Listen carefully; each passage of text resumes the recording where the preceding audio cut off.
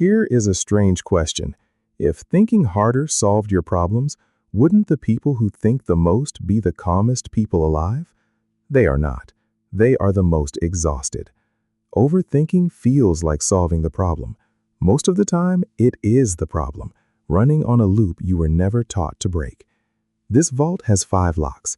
Each one is a mental trap that keeps the loop spinning, and each one has a key. Your mind is brilliant at one thing. It treats every uncomfortable feeling as a problem to be solved by thinking. So when you feel anxious, your brain offers the only tool it trusts: more thoughts. Analyze it, replay it, rehearse the conversation one more time. It feels productive, but notice the result. You think for an hour, and the worry is not smaller. It is bigger and sharper, and now you are tired on top of it. That is the tell. Real problem-solving ends. It reaches an answer and stops. Overthinking does not end, because its job was never to find an answer. Its job is to make you feel like you are doing something about a feeling you cannot think your way out of. A zebra runs from a lion, the danger passes, and the stress response shuts off. A human can sit in a safe room and switch that same response on with nothing but a thought about next Tuesday. We are the animal that can suffer over things that are not happening. So today, when you catch the mental engine running, ask one question. Is there a single concrete action I can take in the next 10 minutes? If yes, do that one action and close the tab. If no, you are not problem solving. You are spinning, and naming it breaks the spell that it is useful. Lock 1. Open. Overthinking almost always speaks in one phrase. What if? What if I fail? What if they are angry? What if something is wrong with me? David Carbonell calls worry a trick. And here is the trick.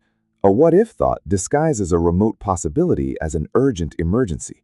It dresses up "this is extremely unlikely" in the costume of "this is happening now, answer me." And the moment you try to answer it to reassure yourself that everything will be fine, you have agreed to play. You give one answer, and worry just asks the next what if.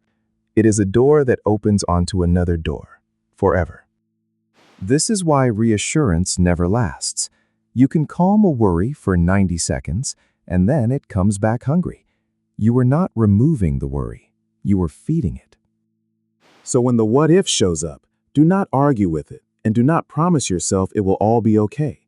Agree with the uncertainty instead. Say, maybe, maybe not. I guess I'll find out.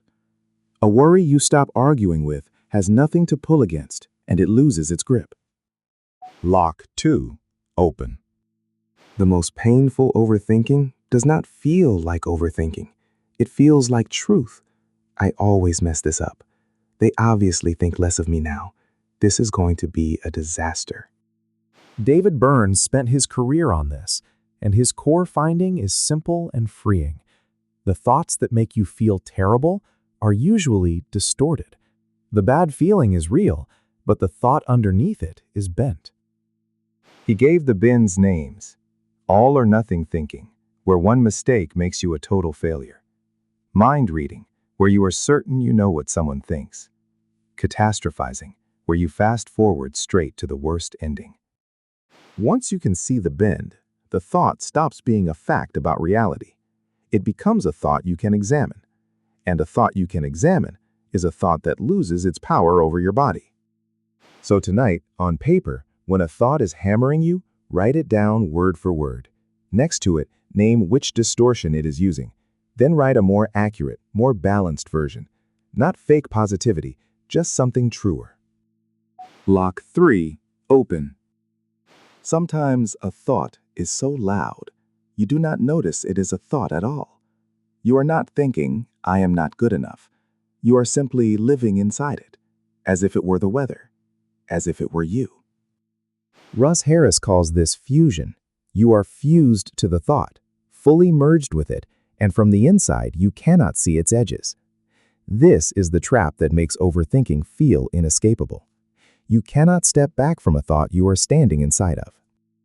Harris teaches a small move with a large effect, called diffusion. You take the thought and you add 5 words to the front of it. Instead of "I'm going to fail," You say, "I'm having the thought that I'm going to fail." It sounds almost too simple. Try it once and feel what happens. A tiny gap opens between you and the words. You are now the person noticing the thought, not the thought itself.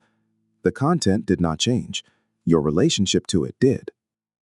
From that half step back, the loud mind gets quieter on its own, because you stopped mistaking the broadcast for the truth.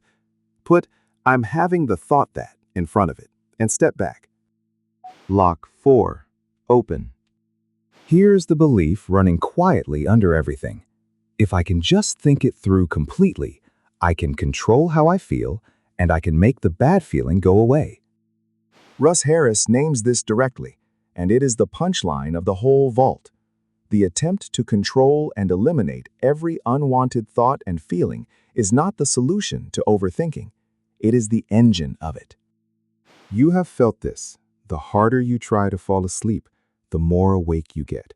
The harder you try to not think about it, the louder it gets.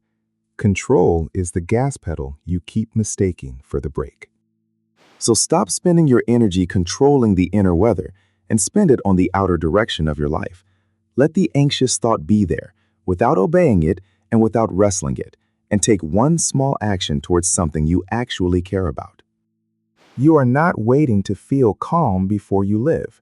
You are willing to feel the discomfort and live anyway. And here is the trick at the bottom of the vault. When you stop fighting the loop, you stop feeding it, and the mind you tried so hard to silence finally starts to go quiet on its own. Lock 5. Open. 5 locks, 5 keys. Carry them out of here. 1. The problem-solving trap. Ask if there is real action you can take, and if there is not, it is not solving, it is a loop. 2. The what-if trap. Answer worry with maybe, maybe not, instead of reassurance. 3. The distortion trap.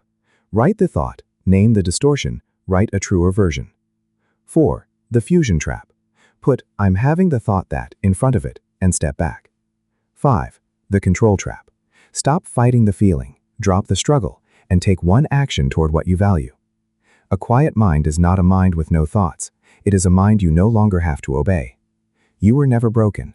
You were just running a loop nobody handed you the key to. Now, you have 5.